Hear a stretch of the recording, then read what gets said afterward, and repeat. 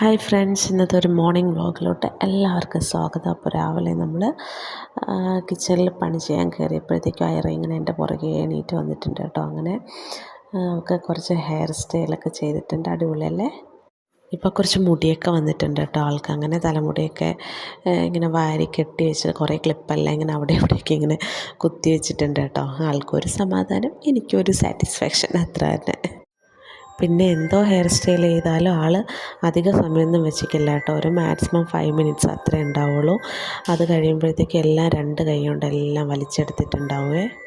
ഒരു ലേസി ആയിട്ടുള്ള മോർണിംഗിൽ ഏറ്റവും ഫാസ്റ്റായിട്ട് ഉണ്ടാക്കാൻ പറ്റിയ ഒരു അടിപൊളി ഐറ്റമാണ് കേട്ടോ ഉപ്പുമാവ്. പിന്നെ ഫ്രിഡ്ജിൽ ബാലൻസ് എന്തെങ്കിലും കറിയും ഉണ്ടെങ്കിൽ പിന്നെ വേറൊന്നുമേ പറയണ്ട. അങ്ങനെ രാവിലെ ഫ്രിഡ്ജിൽ നോക്കുമ്പോൾ കുറച്ച് കടലക്കറിയുണ്ട്, കുറച്ച് സാമ്പാറും ഉണ്ട്. അപ്പോൾ തന്നെ ഞാൻ പ്ലാൻ ചെയ്തു, എന്നാൽ പിന്നെ ഇന്ന് രാവിലെ ഉപ്പുമാവ് ആയിക്കോട്ടെ എന്ന്. മറ്റേ പശുവിൻ്റെ കടിയും മാറും കാക്കയുടെ വിശപ്പും മാറും എന്നൊരു ചൊല്ലില്ലേ, അതുപോലെ രാവിലത്തേക്കുള്ള ബ്രേക്ക്ഫാസ്റ്റുമായി ഫ്രിഡ്ജിലിരുന്ന കറി അത്രയും കഴിയുകയും ചെയ്യും. പിന്നെ എനിക്കൊരു പ്രശ്നമുണ്ടേ, ഫ്രിഡ്ജിൽ എന്തെങ്കിലും വെച്ച് കഴിഞ്ഞാൽ അത് എത്രയും വേഗം തന്നെ തീർക്കണം. ഇങ്ങനെ അധിക ദിവസം അതിങ്ങനെ പാത്രത്തിലടച്ച് ഇങ്ങനെ വെച്ചേക്കുന്നത് ഇഷ്ടമല്ല കേട്ടോ. അതുകൊണ്ട് ഫ്രിഡ്ജിൽ എന്തെങ്കിലും കറികളുണ്ടെങ്കിൽ അതിനനുസരിച്ചാവും പിറ്റേ ദിവസം കുക്ക് ചെയ്യുക. പിന്നെ എനിക്ക് ഏറ്റവും ഇഷ്ടം ഉപ്പുമാവിന് സാമ്പാറാണ് കേട്ടോ. പക്ഷേ ഷെറിച്ചന് ഇഷ്ടം കടലക്കറിയാണേ. രണ്ടുപേർക്കും ഇഷ്ടപ്പെട്ട കറി ഉള്ളത് കൊണ്ട് തന്നെ ഇന്ന് രണ്ടുപേർക്കും അങ്ങോട്ടും ഇങ്ങോട്ടും പരാതിയും വേണ്ട. എനിക്കിഷ്ടപ്പെട്ട കറി, നിനക്കിഷ്ടപ്പെട്ട കറി, അങ്ങനെ. അപ്പോൾ രണ്ടുപേരുടെയും ടേസ്റ്റിനനുസരിച്ച് കഴിക്കാമല്ലോ. ബ്രേക്ക്ഫാസ്റ്റ് ഉണ്ടാക്കി കഴിഞ്ഞാൽ അപ്പം തന്നെ ഞാൻ ചോറിനുള്ളതും വെക്കും കേട്ടോ. ചോറ് വെക്കാൻ കുക്കർ അടുപ്പത്ത് വെച്ചിട്ടാണ് അടുത്ത് ബ്രേക്ക്ഫാസ്റ്റ് കഴിക്കാൻ വേണ്ടി പോവുക. അതുകൊണ്ട് തന്നെ ബ്രേക്ക്ഫാസ്റ്റ് കഴിച്ച് വരുമ്പോഴത്തേക്കും കുക്കറിൽ നിന്നുള്ള വിസിലും വന്നിട്ടുണ്ടാവും. പിന്നെ എൻ്റെ ഐറയ്ക്കാണെങ്കിൽ ഈ ഉപ്പുമാവ് ഒന്നും വേണ്ട കേട്ടോ. അതിലുള്ള ക്യാരറ്റ് മാത്രം ഇങ്ങനെ പറക്കി പറക്കി കഴിക്കുന്നുണ്ടാവുമേ. ബാക്കി വെജിറ്റബിൾസും തൊടത്തില്ല, ഉപ്പുമാവും കഴിക്കത്തില്ല കേട്ടോ. ഇങ്ങനെ ക്യാരറ്റ് മാത്രം കഴിക്കാൻ വേണ്ടിയിട്ടാണ് അവൾ വരുന്നത്. അതുകൊണ്ട് തന്നെ ഞാൻ ഉപ്പുമാവാക്കുമ്പോൾ ക്യാരറ്റ് കുറച്ച് വലിയ പീസായിട്ടാണ് കേട്ടോ മുറിച്ചിടുക. അപ്പോൾ അവളത് വേഗം പറക്കി കഴിച്ചോളുമല്ലോ. ഇപ്പോൾ ശരിക്കും പറഞ്ഞാൽ തുളസി ഇല ഇട്ട വെള്ളം ഒരു വീക്ക്നെസ്സായി മാറിക്കൊണ്ടിരിക്കുന്നുണ്ട് കേട്ടോ. ഇപ്പോൾ ഞാൻ സ്ഥിരം വെള്ളം തിളപ്പിക്കുമ്പോൾ അതിൽ തുളസി ഇലയാണ് ഇടുന്നത്. നല്ല സ്മെല്ലുമാണ്, പക്ഷെ കുടിക്കുമ്പോഴേ എന്തോ ഒരു ആശ്വാസമുണ്ട്. ഇനി തുളസി ഇല ഇട്ട് ബോറടിക്കുമ്പോഴത്തേക്കും ഒന്നീ ജീരകമോ മല്ലിയോ അങ്ങനെ എന്തെങ്കിലും മാറ്റി പിടിക്കും. തുളസി ഇല ഇങ്ങനെ വെള്ളത്തിൽ ആദ്യമേ ഇട്ട് വെച്ച് തിളപ്പിക്കില്ല കേട്ടോ. ഫുള്ള് വെള്ളം തിളച്ചതിന് അടുപ്പിൽ നിന്ന് ഇങ്ങനെ ഇറക്കാൻ സമയത്തിന് ഈ ഇല ഇട്ടിട്ട് മൂടി വെക്കും കേട്ടോ. അങ്ങനെയാണ് ചെയ്യാറ്. രാവിലത്തെ ഫുഡും കഴിഞ്ഞ് ഇങ്ങനെ റിലാക്സ് ചെയ്തിരിക്കുമ്പോഴാണല്ലോ അടുത്ത അന്താരാഷ്ട്ര പ്രശ്നം വരുന്നത്. ഉച്ചക്കിനി അടുത്ത് എന്തുണ്ടാക്കണം ലഞ്ചിനെന്നുള്ളത്. അപ്പോൾ നമ്മുടെ ഫ്രിഡ്ജിൽ അധികം പച്ചക്കറിയൊന്നും ഇല്ല കേട്ടോ. പച്ചക്കറിയൊക്കെ ഏകദേശം കഴിഞ്ഞിട്ടുണ്ടായിരുന്നേ. ലാസ്റ്റ് ഉരുളക്കിഴങ്ങ്, ഉള്ളി അങ്ങനത്തെ സംഭവങ്ങളൊക്കെ ഉള്ളൂ. അപ്പോൾ ഞാൻ നേരെ വിചാരിച്ചു ഉരുളക്കിഴങ്ങ് എടുത്തിട്ട് ഫ്രൈ ചെയ്യാമെന്ന്. ഉരുളക്കിഴങ്ങ് പല ടൈപ്പിൽ നമുക്ക് വെക്കാം. എരിവൊക്കെ കുറച്ചിട്ട് ഇങ്ങനെ ഫ്രൈ ആക്കിയിട്ട് എടുക്കാം. അതാകുമ്പം വെറുതെ കഴിക്കാൻ പറ്റും. പിന്നെ കുറച്ച് മെഴുക്ക് പുരട്ടി പോലെ ഉള്ളിയൊക്കെ ഇട്ടിട്ട് മസാലപ്പൊടികളൊക്കെ ഇട്ടിട്ട് അങ്ങനെ വെക്കും.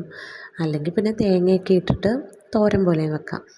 അവസാനം എൻ്റെ തീരുമാനം ഉരുളക്കിഴങ്ങ് ഫ്രൈയിലെത്തി കേട്ടോ. പക്ഷേ ഉരുളക്കിഴങ്ങ് ഫ്രൈ ചെയ്യുവാണെങ്കിൽ മത്തി ഫ്രൈ ചെയ്യാൻ പറ്റത്തില്ല. ആദ്യം മത്തി പൊരിക്കാമെന്നാണ് വിചാരിച്ചത്. രണ്ടും കൂടെ ഒരു കോമ്പിനേഷൻ വരത്തില്ലല്ലോ. ചോറ് കഴിക്കാൻ വേറെ കറിയൊന്നും ആക്കിയിട്ടുമില്ല. അങ്ങനെ ഞാൻ എൻ്റെ മത്തി ഫ്രൈയെ മാറ്റിയിട്ട് നേരെ മത്തി കറിയും ആക്കി, പിന്നെ ഉരുളക്കിഴങ്ങ് ഫ്രൈയും ഉണ്ടാക്കി. മത്തി ഇന്നലെ തന്നെ എല്ലാം കഴുകി വൃത്തിയാക്കി ഫ്രിഡ്ജിൽ വെച്ചിരുന്നതാണ് കേട്ടോ. അതുകൊണ്ട് ആ ഒരു ടാസ്ക് കുറഞ്ഞ് കിട്ടിയേ. ഒന്ന് കണ്ണ് തെറ്റിയാൽ അപ്പം വെള്ളം കളിക്കുന്ന ആളാണ് എൻ്റെ ഐറ കേട്ടോ. നിങ്ങളുടെ കുഞ്ഞുമക്കളൊക്കെ ഇങ്ങനെയാണോ? മുഖം കഴുകലാണ് തുടങ്ങിയതെങ്കിലും എൻ്റെ ഇടപെടലില്ലെങ്കിൽ അവൾ അവിടെ നിന്ന് കുളിയും കൂടെ നടത്തും. അങ്ങനെയാണ് എൻ്റെ ഐറ. പിന്നെ കുഞ്ഞുമക്കളോട് നമ്മൾ വാശി പിടിച്ചു കഴിഞ്ഞാൽ അവരതേ നടത്തിയെടുത്തിട്ടേ അടങ്ങുള്ളൂ. അതുകൊണ്ട് തന്നെ ഞാൻ അധികം ഇങ്ങനെ വാശി പിടിപ്പിക്കാൻ പോവില്ല കേട്ടോ. ആദ്യം ജസ്റ്റ് ഇങ്ങനെ പറഞ്ഞൊക്കെ നോക്കും. പിന്നെ നമ്മൾ ആ ഭാഗം മൈൻഡാക്കാതെ വരുമ്പോഴത്തേക്കും ആൾ നമ്മുടെ പുറകെ താനേ വരും. പിന്നെ എൻ്റെ വെജിറ്റബിൾ കട്ടിങ്ങിലും കുക്കിങ്ങിലൊക്കെ കൈകടത്തലാണ് ആളുടെ അടുത്ത മെയിൻ ഹോബി.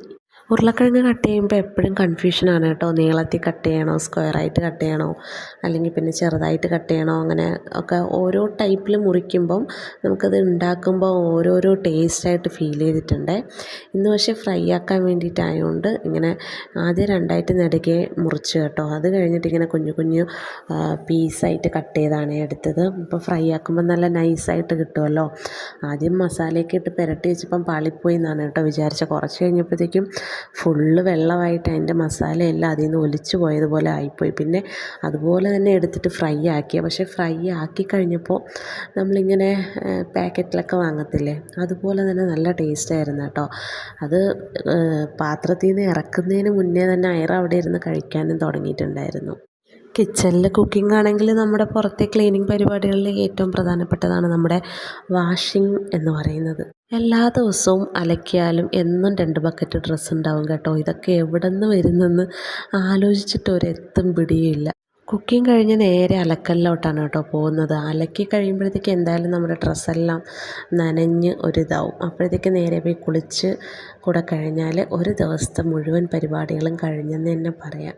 എൻ്റെ അലക്കൽ പണിയിൽ ഏറ്റവും എനിക്ക് എൻജോയ്മെൻറ്റ് തരുന്നത് ഐറയാണ് കേട്ടോ. എൻ്റെ കൂടെ നേരെ ഇറങ്ങും, ചൂലെടുക്കും, അടിച്ചു വാരാൻ തുടങ്ങും. പിന്നെ എൻ്റെ കൂടെ ഇരുന്ന് ഓരോരോ കമൻറ്റുകളൊക്കെ പറയും. പിന്നെ അവിടെ കൂടെ ഇവിടെ കൂടെയും പോകുന്ന നായിയെയും അങ്ങനെയൊക്കെ പൂച്ചയെയും അതൊക്കെ നോക്കി ഇങ്ങനെ നിൽക്കും, അതിൻ്റെ പുറകെ നടക്കും. ഇതൊക്കെയാണ് ആളുടെ മെയിൻ ഹോബി. ഈ വീഡിയോയിൽ നിങ്ങൾക്ക് ശരിക്കും നല്ലൊരു പ്രകൃതി രമണീയത ഫീൽ ചെയ്യുന്നില്ലേ?